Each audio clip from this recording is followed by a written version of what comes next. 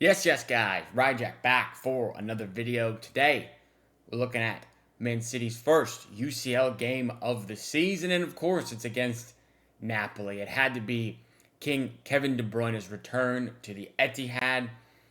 Got them in the draw. We all knew it. We saw it coming. It's written in the stars, of course, to come back and play in front of his former fans and supporters.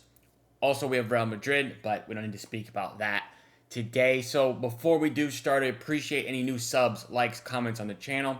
Very appreciative of all of that.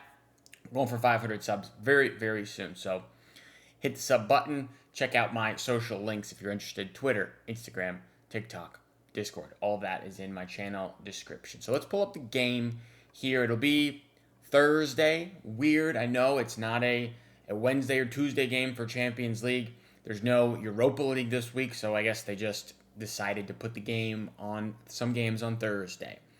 A bit weird, a bit unfortunate for us considering we play Arsenal on Sunday. They get a Tuesday game and have all the rest, whereas we play Thursday, rest Friday, Saturday, and play again. Bit unfortunate, is what it is. You can't really complain. It's the cards we were dealt. It is what it is. As far as how Napoli are looking, they're a good team. Of course, it does look like Lukaku will be out. None of the other players are of note, in my opinion. If you look at their squad, what they typically roll out, last starting 11 at least, you see Højlund, very familiar, Manchester United. You see McTominay, KDB. Zebo Anguissa is a good player. I'm familiar with him. Politano, good Italian player. Lobotka, very underrated European player.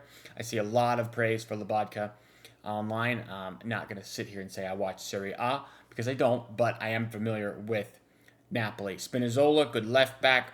Buongiorno, not sure I've heard of him, but Bakema, no idea who that is. Di Lorenzo, familiar. Milinkovic, Savic, a keeper City were actually linked with last summer, I believe. Big, towering guy. I want to say he's like 6'8". He's a big boy, for sure.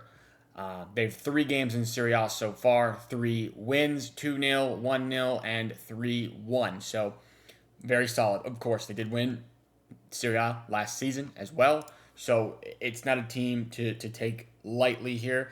Honestly, all of Man City's Champions League fixtures are somewhat difficult compared to some of the clubs you might get in your opening group stage. You know how you used to get teams who were not of high regard. I'll say it nicely, I guess. But from what I can tell, none of the games are going to be very easy or straightforward. Maybe Bodo Glimt being the most straightforward of them all.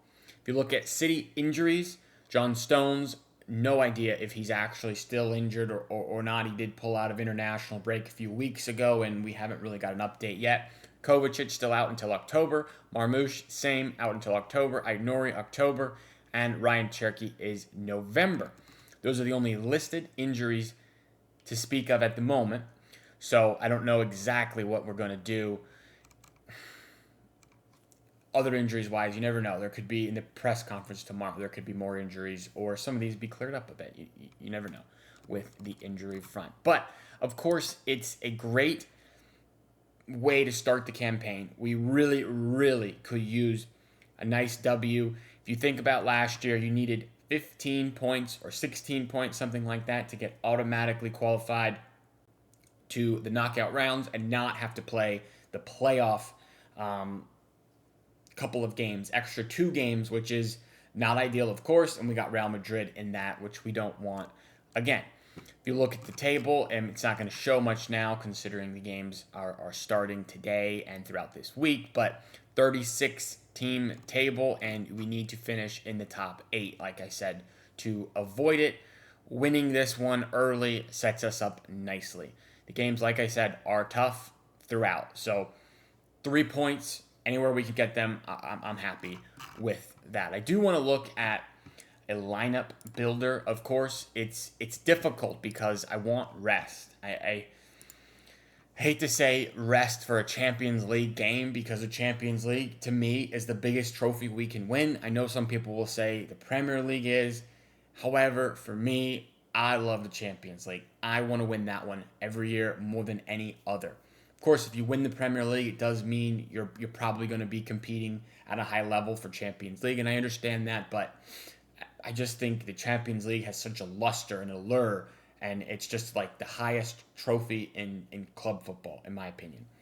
I loved when we won the Champions League. So if we start out, it honestly, it's difficult. It's difficult because you do want rest. I think as far as a goalie, we're just going to go back to Donnarumma. This is going to be the situation going forward for the time being. I think he's going to start in goal, and that's just the way it is. I'm sorry, Trafford. There was that report yesterday that I posted about potentially open to a loan in January. Will City be open to it? Maybe if Ortega is still here and hasn't moved on at that point. But otherwise, I think, unfortunately for Trafford, he's just going to have to take the chances he gets, which is the cup games, not the Champions League. So I'm going with Donnarumma in goal.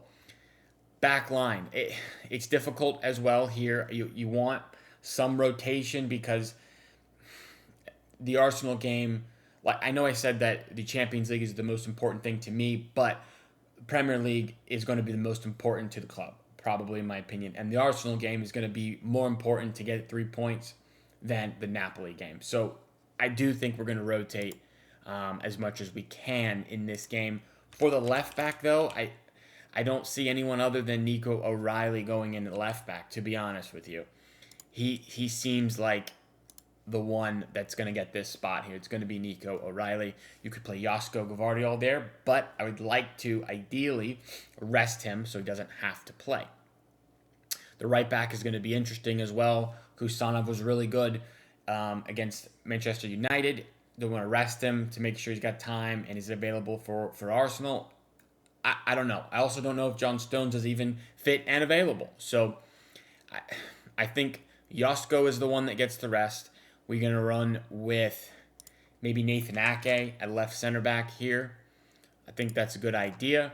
Nathan Ake, and the other center back is just going to be Ruben Diaz, I think that's what we run.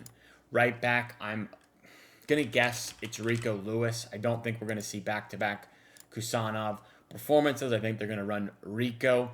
I know the back line of O'Reilly and Rico is a little maybe defensively questionable, but Nathan Ake, very solid defender. Ruben Diaz, very solid defender. Hopefully, the attacking threat of Højlund is not too much. He's not too pacey where our high line hurts us with Ruben Diaz. I think this is what we go with. I'm not sure, of course, I'm not sure, but somewhat rotation, whether Josko gets a break or Kusanov gets a break or Diaz gets a break. It's got to be something like that. But I do think O'Reilly and Lewis are more locked on starters for the back line. Rodri, definitely do not play Rodri. We need Nico Gonzalez this game, in my opinion. Rodri is our most important player, as seen by any time he doesn't play, we don't look as good. So, again, he needs to be available for Arsenal. I just think maybe we play him 20, 30 minutes if the game is still in the balance. If we're blowing them out, no need to bring him on. But let's go with Nico G. He's a 50, 60 million pound signing. We can trust him in Champions League. In my opinion, he can play in the midfield. If we go with a midfield three, like I do expect, I think Bernardo is probably here. You got a couple of options as well. Who else is the other midfielder, maybe the more creative one? You probably are choosing between Foden and Reinders here, I guess, because I'm not considering Rodri for starting minutes. And ideally, I don't want to play Foden too much. So I think we just go with Tijani Reinders here as the other midfielder. I do think it's up for debate whether he gets dropped for the Arsenal game because, to be honest, he hasn't been particularly great the last 3 weeks, 3 games for City. Great start, of course, against Wolves, but the other performances have not really met that high level and high performance standard. So I think maybe he gets dropped for the Arsenal game, but there's not a lot of options for midfield here with the injuries we do have. If you get to the front line, I would love to give Haaland a rest, but there's no one else who can play striker, really, with Omar Marmoush out. So I think Holland most likely does start the game. The wingers are interesting. What do you do? You've had some good performances from Doku recently. He was actually really good in the derby. You have Oscar Bob on the right, maybe. You have Savino, who actually came on as a left winger, not on the right hand side. And you have Foden. I do think Foden is the one who gets a rest just because of how important the Arsenal game. The most important rest players for me, Foden and Rodri. I think those two, under no circumstances, need to start this game. So you have to kind of keep that in mind when you're building out the team. I think Doku keeps his place because he was so impressive in the derby. And then on the right hand side, we go back to Oscar Bob. That's what I think we're going to see. A team kind of like this, where there is rotation, but there's still enough quality clearly to go for it and try to win the game. Because like I said, winning the game is monumental. It's huge. It's a massive step forward in terms of getting past that playoff stage. We don't want the extra 2 games. It's needless 180, maybe even more minutes on the legs of the squad. We don't want that. We want the automatic qualification. So this is what I would do. I do think it'll probably be a draw. I'm going with 1-1 draw. Tough game with the rotation. I think Napoli are a good side, and it's unlikely, in my opinion, we go win against United and then win again against Napoli and then win again against Arsenal. So maybe the draw of the 3 is this one and we win the Arsenal game. That would make me, I would take that. So I go 1-1, and I'm going to go Bob. Bob scores in this one. Let me know your thoughts, of course, as always, in the comments. Give me your starting 11. How do you feel about Kevin De Bruyne coming back to the Etihad? Is it emotional for you like it is for me? Let me know. I do appreciate you guys watching, and I will be back post this game with a recap. No live watch along, unfortunately. I will be at work, but I'm going to make sure I tune in and catch as much of the game as I can. So I will see you in the next one. Appreciate it.